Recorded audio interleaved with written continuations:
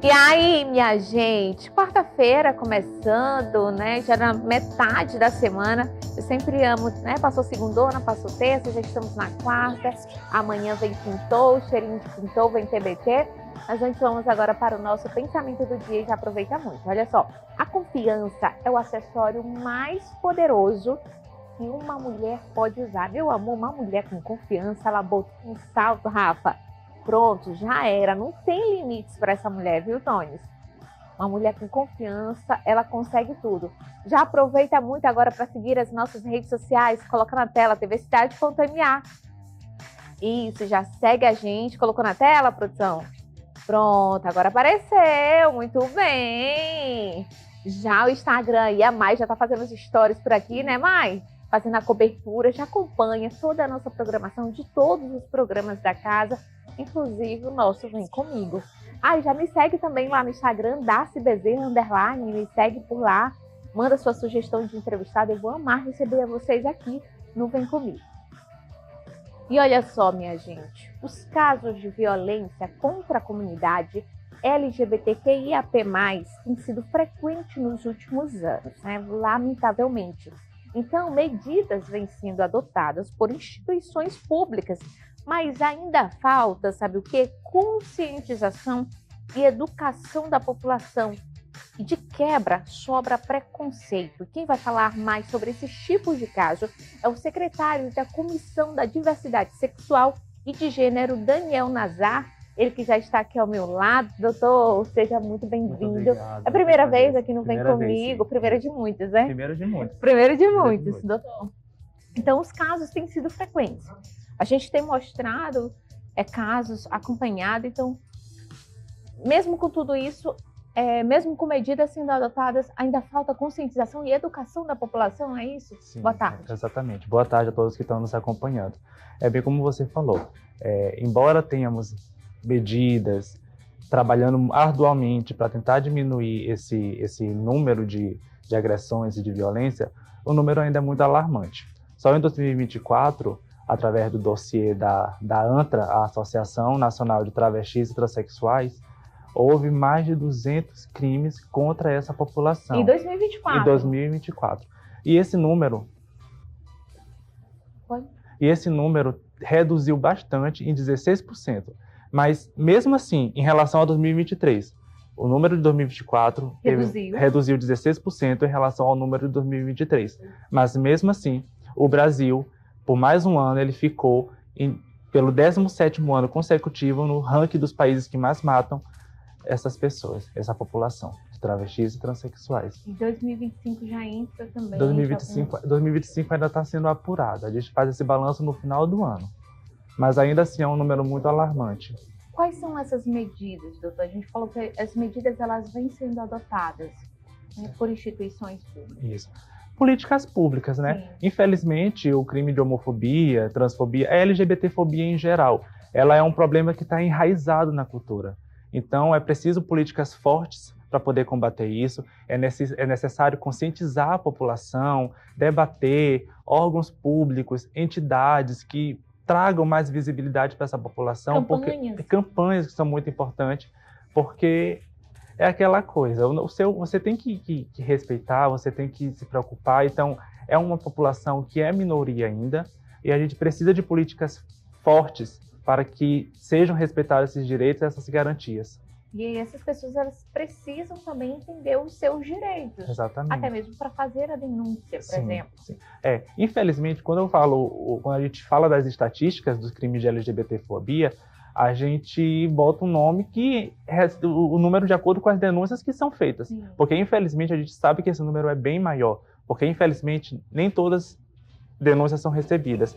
Nem toda vítima de LGBTfobia procura denunciar, não procura os órgãos para poder denunciar o crime por medo de represálias, ou então por desconfiar e achar que a entidade que vai fazer pouco caso e não vão levar à frente as investigações, porque infelizmente acontece muito disso. Muitas investigações acabam ficando pelo meio e isso faz com que a população fique desgastada e não procure. Então eu faço esse apelo: se você for vítima de LGBTfobia, algum tipo de discriminação, preconceito, denuncie. É muito importante a sua denúncia, porque é através da sua denúncia que a gente consegue trabalhar, eu falo agora como a comissão da OAB, trabalhar para que seus direitos sejam salvaguardados. Agora eu estou uma dúvida até para o pessoal de casa mesmo, como é que a comissão trabalha da OAB?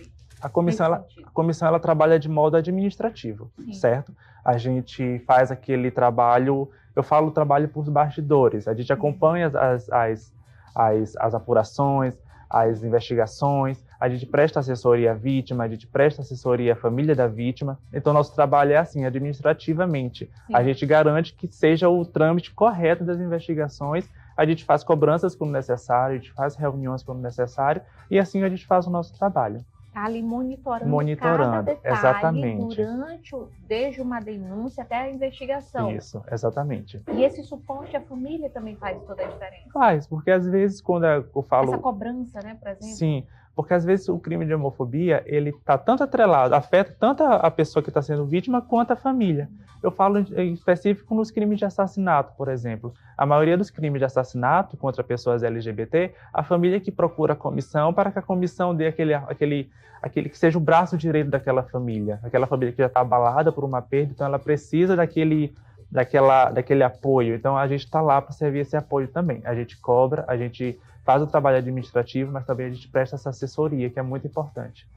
E como você falou, né, muitos chegam ao assassinato. E para não chegar ainda, aumentar esse número, a denúncia é importante. Tem que ser denunciado. Por qualquer resquício, qualquer sinalzinho de LGBTfobia, denuncie. A denúncia é o principal caminho. Não pode, esses crimes não podem mais ficar impunes. Em pleno 2025, é inadmissível que esses crimes continuem impunes. Acontecendo, né? Acontecendo. Aí, outro caso também que você falou sobre as campanhas. E aí isso pode começar desde quando? Desde as escolas, por exemplo? Desde as escolas, É muito importante que as escolas, universidades façam campanha de conscientização, de respeito à população LGBT. Como eu falei no começo, são uma população que é a minoria. Então, eles precisam de uma atenção especial. Então, se você começar desde a raiz, como eu falei no começo da entrevista, que é um problema estrutural. Então, ninguém nasce homofóbico, ninguém nasce preconceituoso. Então, é uma construção. Então, se você começar a tratar esse problema lá da raiz, com a educação, de impor respeito às pessoas, consegue se evitar bastante esses casos. Então, já tem que começar ali de pequeno. De pequeno. Que isso já faz um diferencial. Faz um diferencial enorme. A pessoa já vem com aquele alerta, com aquele respeito. Sim. Né? Isso pode fazer, no total caso, diferença. Além das escolas, quais são outras instituições? Inclusive, as pessoas que estão nos assistindo já podem trazer isso para a realidade delas. Né? De implementar isso, de colocar nas suas escolas. Escolas, universidades, órgãos públicos. Tribunal de Justiça tem campanha contra isso, o Ministério Público tem também. Tem os períodos, né? Tem os períodos, tem a OAB. Então, eu costumo fazer uma crítica que esse tipo de trabalho, esse tipo de campanha não pode ser só feito no mês de junho, que é o mês do orgulho. Tem que ser um projeto, uma campanha de todo ano, porque essas pessoas não existem apenas só no mês de junho, que é o mês do orgulho LGBT. É de janeiro a janeiro. Então tem que ser trabalhado isso todos os meses, todos os anos, até que tenha uma conscientização e que a gente consiga, de fato, reduzir bastante esse número de crimes. E que a gente consiga, né, sair do ranking de país que mais mata e agride e desrespeita a população LGBT. E para tudo isso acontecer, a gente precisa da força de todo mundo. Da força de todo mundo. Todo mundo faz só a gente, comissão, a gente não consegue trabalhar sozinho. Então, se a gente conseguir fazer o trabalho conjuntamente com a sociedade civil, o trabalho fica mais forte e a gente consegue mudar um pouquinho essa realidade. E quem vê, assim, por exemplo, a gente sabe que muitos podem se sentir, por exemplo, ou tímidos, ou até mesmo não ter a coragem de denunciar, mas a família, por exemplo, pode denunciar alguém próximo? Essa timidez é muito comum, por exemplo, assim, uma pessoa que se declara que é uma pessoa que é homossexual e uma outra pessoa é heterossexual. Então é muito comum a gente ver uma pessoa que é heterossexual não tomar essa luta com medo de ser taxada como homossexual também. Exatamente, o medo. Então muitas pessoas que são heterossexuais, que são pessoas cisgênero é a pessoa que se identifica com o seu gênero. Eu sou um homem cisgênero, eu me identifico com o gênero masculino. Então, muitas pessoas elas têm esse receio de, eu não vou entrar nessa luta porque vou pensar que eu sou homossexual, vou pensar que eu sou lésbica. E não é bem assim. A luta é de todo mundo. Todo mundo tem que lutar contra a homofobia, todo mundo tem que lutar contra o racismo. É uma luta de todos, é no geral. É como você falou, juntos somos mais fortes. Então, trabalhando conjuntamente, a gente consegue mudar muito essa realidade. E aí é cada um fazendo a sua parte, né? Pessoa como pessoa, a instituição como instituição. E assim vai. E assim a gente consegue trabalhar, consegue seguir um rumo para que sejam reduzidos, acho que pela metade, eu vou ser bem positivo, reduzir pela metade esse número. Que já vai fazer diferença, que já vai fazer total diferença. E o preconceito ainda é muito. É muito. É altíssima a taxa de preconceito, de denúncias. Quase que toda semana a gente recebe, em nosso e-mail a gente recebe denúncias, casos, dentro de casa, dentro de universidade, dentro de escolas. Então é muito comum. É um número muito alto. As pessoas acham que é só aqueles casos que aparecem na televisão, que é noticiado, que vai para a mídia, mas não é. Né, que exatamente. Ali repercutiu na internet, na TV. Repercutiu na internet, é só aquilo. Não, gente. Tem muitos casos desconhecidos, né? Existem justamente esses casos que a gente diz que o número de crimes é bem mais alto. Sim. Porque eles não são notificados, eles não são noticiados, eles não entram nas estatísticas. Então é importante realmente ter essa decisão. Aí, como a gente estava falando aqui da questão da timidez, que às vezes não é nem a timidez, é o medo mesmo. Sim, é um medo. Tem medo de sofrer represálias e de ter algum tipo de condenação, de eu vou defender uma pessoa que está sendo agredida por ser gay. E você tem pessoas que têm aquele receio de intervir naquilo e ser agredida também. É muito normal, é muito comum que isso aconteça também. A gente está falando da violência física, mas tem aquela mental também. Tem né? a violência psicológica, tem a violência verbal. Então, tudo é violência, tudo aquilo contribui para que essa população ela seja mais vulnerável. E a gente está falando dessa pessoa onde ela tem medo de ser criticada, ela está sofrendo todo o tempo preconceito. Ela não sofreu uma violência física, por exemplo, mas ela sofreu uma violência psicológica. E ela precisa de um suporte também. Exatamente. E às vezes a violência psicológica é muito comum dentro da própria família. Dentro de casa. Dentro de casa. Então é muito comum ver pessoas LGBTs, gays, lésbicas, transexuais, travestis, morando na rua, indo para lares de acolhimento, porque a família não aceita, a família não apoia. Então é um apoio que devia vir de dentro da família. A família devia ser a primeira a apoiar, a defender.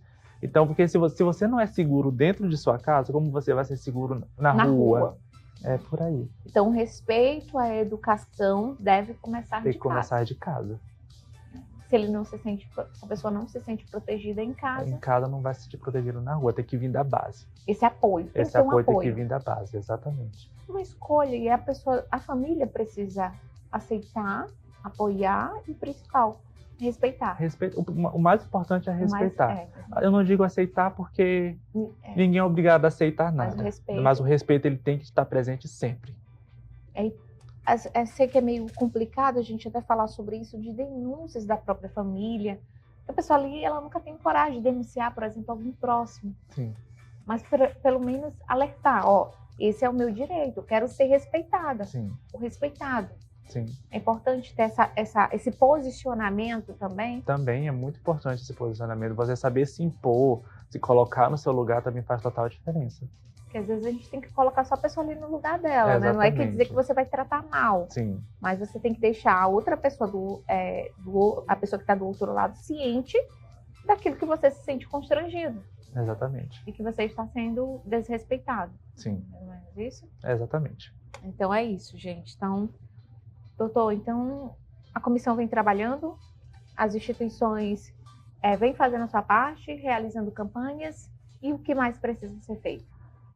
Conscientizar, tem que ser feito palestras, tem que ser feito campanhas, tem que criar políticas públicas, fazer apelos para os seus vereadores, para a criação de leis municipais que tragam mais direitos para essa população. Precisa ser cobrado. A população, a sociedade civil, ela pode fazer essa cobrança, as instituições podem fazer essa cobrança. É como eu falei, não é um trabalho só nosso, de comissão, é um trabalho total, um trabalho geral, todo mundo trabalha.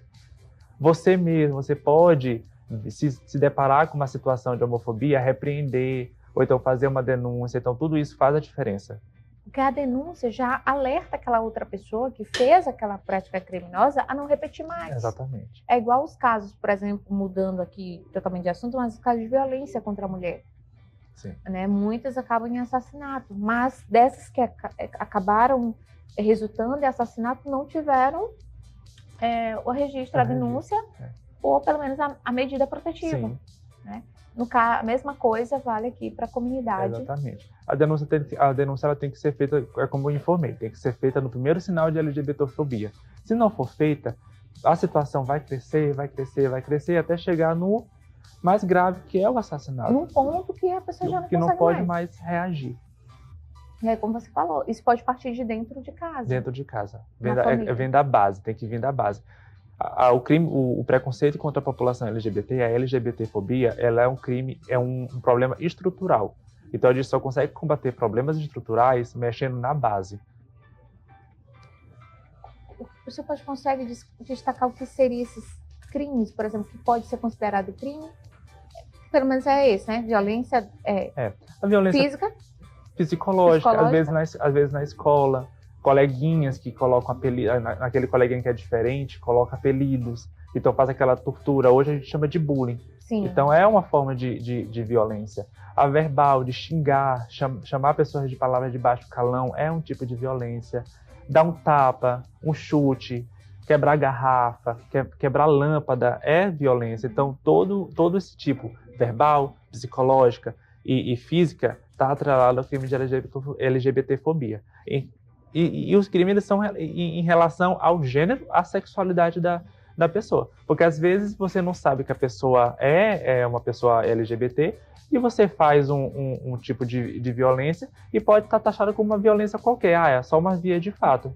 Então, é um crime que você comete contra a pessoa de acordo em respeito ao gênero dela, à orientação sexual dela. Qual mensagem você deixa para quem está em casa, que está passando por uma situação como essa, né, e não sabe o que fazer? Como é que ela pode procurar por ajuda? O que ela precisa fazer? Olha, eu costumo falar que se você está passando por essa situação, seja violência verbal, física, no seu ambiente de trabalho, no seu ambiente educacional, em universidade ou escola, vocês podem procurar a Comissão da Diversidade, certo?